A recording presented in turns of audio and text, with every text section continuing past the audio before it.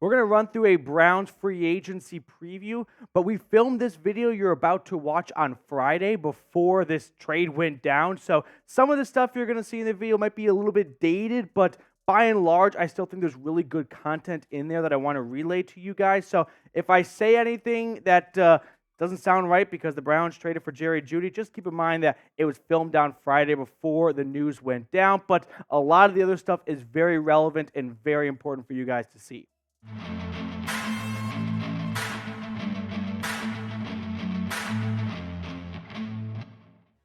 Coming up on today's show, I want to put a free agency primer out, kind of running through some of the big storylines relating to the Browns and, of course, just the NFL in general, and we'll see if it ties back to Cleveland. So let's run through some of the 5 storylines / rumors to watch for, starting with our guy, Christian Wilkins. Is the hype real? Is there a real chance the Browns could sign him, or is this just a very distant and far dream? Well, there's 2 sides to the story. There's what all of the 31 other teams are trying to tell themselves, which is Christian Wilkins could be a Brown, a insert team name. And then there's the Miami Dolphins, who are working to bring him back, right? Barry Jackson, he covers the team down in South Florida. He said we could add this to the Christian Wilkins news today. Though the Dolphins are not using the franchise tag on Wilkins, they remain very much open to his return if the sides can agree on a contract. Lines of communication remain open. So I wouldn't look at the Christian Wilkins not getting franchise tagged as the door is shut on him going back to Miami. Now, as I film this Friday afternoon, the Dolphins currently have negative $20.4 million in cap space. That is a huge hurdle. Now, they can free up a bunch of cap space by restructuring contracts, but my theory is they had a decent level of communication. They made an offer to Christian Wilkins. It wasn't to Christian Wilkins' liking, and they couldn't really place the franchise tag on him because a franchise tag is a fully guaranteed contract. We're talking $22 million immediately on the cap. When you're negative 20, you just can't swallow that. So the Dolphins were put in between a rock and a hard place where they had to let him test the market because they couldn't franchise tag him. And I'm sure they are hoping no team makes an offer that they can't match. But when you look at the highest paid interior defensive lineman, I don't think Christian Wilkins is looking to beat Aaron Donald's contract. At least he shouldn't be. But I bet he wants to be with Jeffrey Simmons and Quinnen Williams. He's right there with those guys, right? He's one of the best interior defensive linemen. The NFL salary cap just went up, so I'm sure he's going to use that in leveraging tactics. And he probably wants to be paid between $23 to $25 million a season.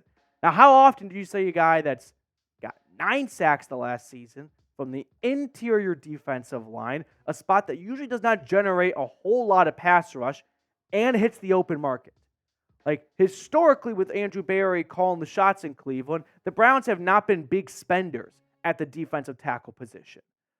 But I think Andrew Berry might even break his own rule about spending big on DTs, which he didn't do until last year in free agency with Dalvin Tomlinson after spending $12.5 million the first 3 off seasons. Maybe he decides, well, when Christian Wilkins from the interior is generating 9 sacks and he is truly a free agent that we can talk to, yeah, we're going to explore that option. And then you toss in Jim Schwartz as a defensive coordinator has always gotten great production out of his defensive tackles.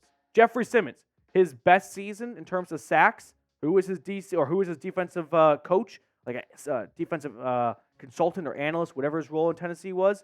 Jim Schwartz, Fletcher Cox, Marcel Darius, Ndamukong Suh, all interior defensive linemen, all having great seasons with Jim Schwartz. So I am sure Jim Schwartz is taking down cell towers in Cleveland right now for how many phone calls he's placed into Andrew Berry saying, get me Christian Wilkins, and I will get you the undoubted best defense in football next season. I feel like ultimately Cleveland will get outpriced. The Browns can open up a lot of cap space by restructuring some deals, and maybe by the time you're watching this, they've already done some of that. But there are a lot of teams with a lot more cap space out there. And they are thinking the same thing that you and I are thinking, which is Christian Wilkins would be one hell of a signing. So, like last year, we saw the Browns target guys like Jesse Bates and Javon Hargrave. Ultimately, they settled with some cheaper contracts at those spots. Juan Thornhill and Dalvin Tomlinson. I wouldn't get your hopes too high on Christian Wilkins, but I definitely think there is some level of truth to the Browns being in on Christian Wilkins, and there are some legs to this. But let me know, ultimately, do you feel like the Browns are going to land the star DT out of Clemson? Played with Deshaun Watson 1 year in college. I love that people mention that as if that factors in at all to the decision. Like, can you imagine Andrew Berry having like a whiteboard, like pros, cons, like pro? Him and Deshaun Watson played in college together 5, 7, 8 years ago. That's going to make Deshaun Watson a better player. That makes no sense to me. But let me know. Will it happen? All right, let's move on to the second storyline going into free agency. Is there a fire sale happening in LA with the Chargers? And if so, are the Browns a team that would be interested in looting their front yard? Well, they have some very marquee players that are rumored to be available. Mike Williams has a $20 million cap this upcoming season, or cap savings, I should say, if they move on from him.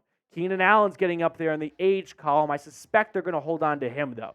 Joey Bosa, I don't think is going to go anywhere. However, big cap hit, has missed a lot of time the last 2 seasons, and a new sheriff in town. Khalil Mack comes off one of the best seasons of his entire NFL career. He's got a big cap hit. The Chargers could decide to get some draft assets and move on from some of these aging, expensive players. But the one guy that I think would make the most sense for Cleveland is Mike Williams.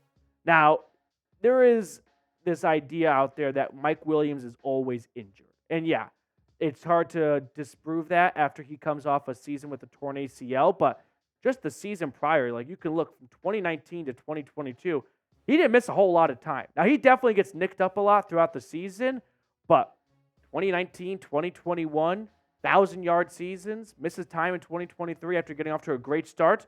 You can make a good argument he's due for another 1,000-yard season. So what would it cost to get Mike Williams? I don't think a whole lot.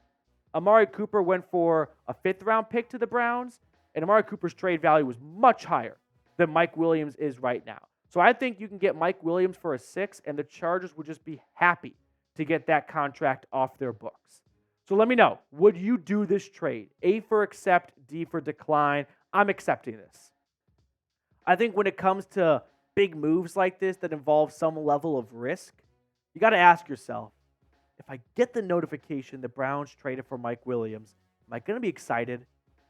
I'm going to be excited. You're going to be excited. Let's get this done. Third storyline.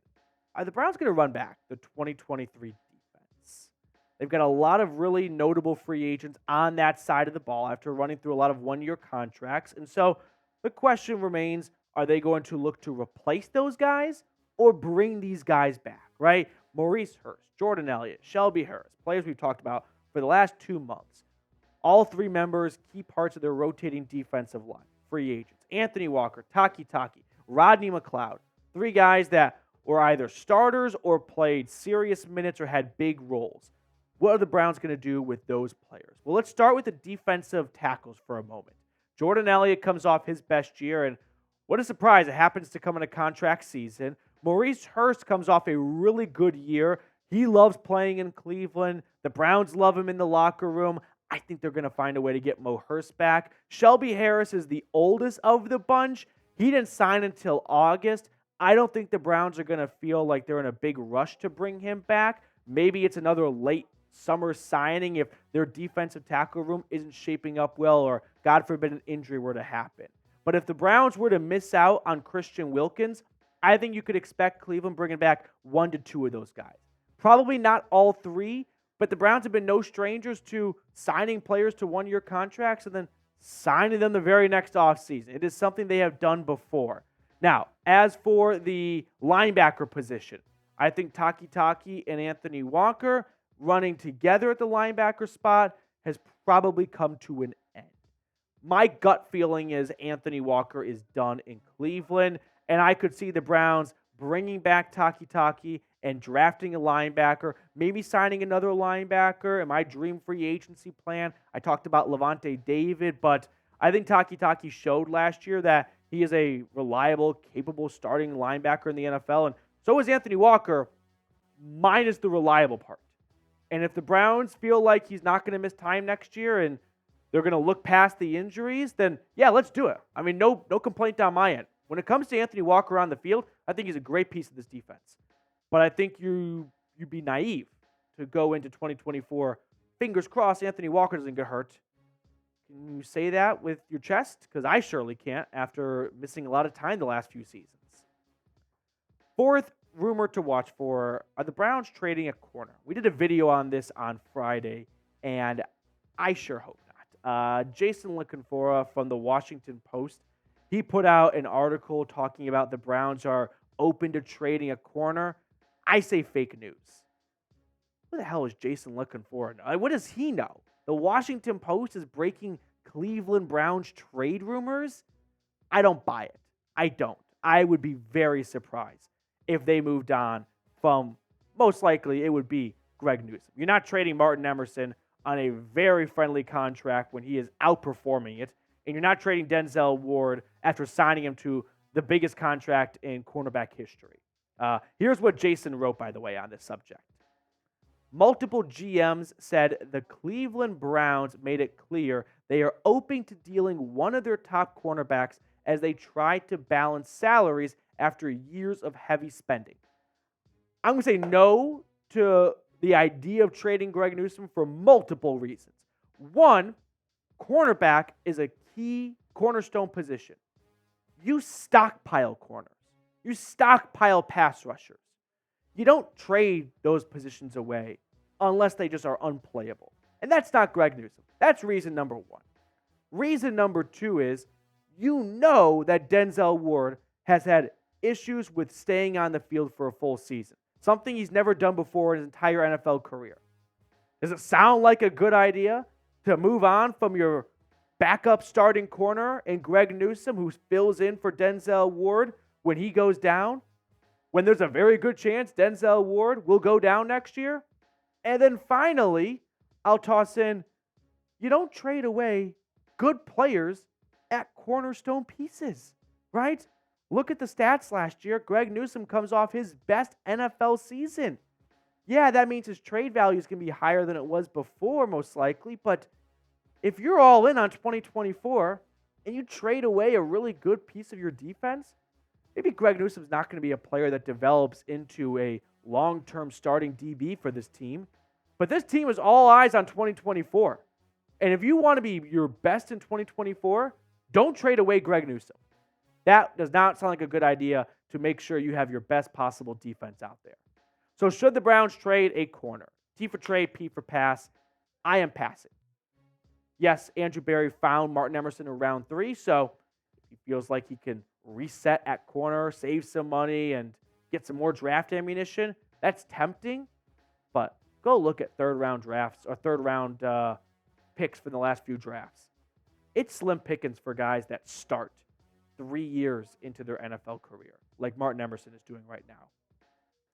Fifth and final free agency rumor/storyline to watch for is, we'll keep it in the division here, Russell Wilson going to Pittsburgh. Maybe by the time you're watching this, as I'm filming this on Friday afternoon, there are some more twists and turns to this story. But for now, Russell Wilson visited the Steelers after a meeting with the Giants. Flu commercial, which is the strangest thing to me, but I guess he wanted to get some pictures with fans in.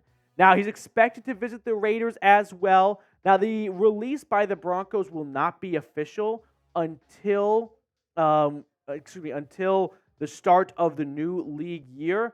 The Broncos do owe Russell Wilson $39 million in cash, but if another team signs him to, say, like a 10-year contract, then Denver only owes him $29 million, right? So whatever Russell Wilson makes on his next contract is subtracted from what Denver would owe him, which would give a lot of incentive to Russell Wilson to sign a vet minimum deal, leave the Broncos with most of the bill, and help out his new team.